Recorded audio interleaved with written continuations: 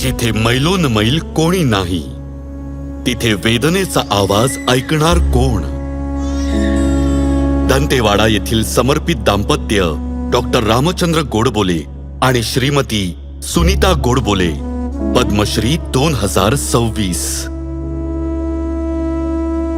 जंगल दिसायला जितकं सुंदर आहे, तिथलं जीवन तितकंच खडतर आहे. लांब ओसाड रस्ते, रुग्णालये नाहीत, डॉक्टर नाहीत, कुपोषण, अज्ञान, गैरसोय. आदिवासी जीवनात प्रत्येक क्षणी अनिश्चितता आहे. अशा परिस्थितीत महाराष्ट्रातून दोघे जण एकच संकल्प घेऊन आले. तन मन धन आणि वचनाने आदिवासींचे कल्याण आणि आरोग्य सेवेसाठी समर्पित राहू. आदिवासी भागांमध्ये जाऊन तेथील लोकांसाठी काम करणं हे माझं ध्येय होतं.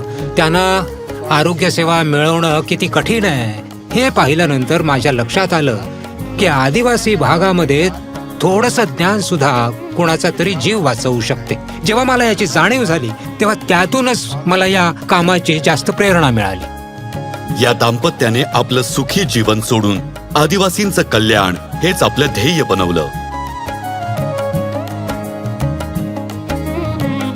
ते आपल्यासोबत केवळ औषधेच नव्हे, तर घेऊन आले आपलेपणा, विश्वास आणि आशा.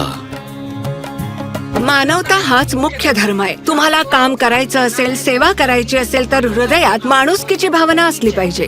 आपल्या वनवासी आदिवासी समाजात जे दुर्बळ आहेत त्यांना मदत करणं हे आपलं कर्तव्यच आहे. गेल्या कित्येक दशकांपासून त्यांनी हजारो आदिवासी आणि त्यांच्या कुटुंबियांना मोफत वैद्यकीय उपचार पुरवले. आरोग्य शिबिरं आयोजित केली. त्यांनी कुपोषणाचं रूपांतर पोषणात केलं.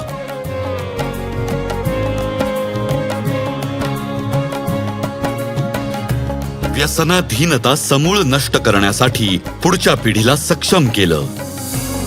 मैं गुटखा, तंबाकू, शराब इनका सेवन कभी नहीं करूंगा.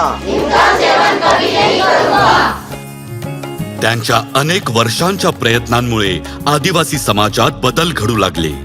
तन मन आणि बुद्धी वापरून जर तुम्हाला काम करायचं असेल तर त्याला प्रेमाची जोड द्या, म्हणजे तुमचे काम आणखी चांगल्या प्रकारे करू शकाल. आणि ते रोज सकाळी याच दृढ निश्चयाने कामाला लागतात.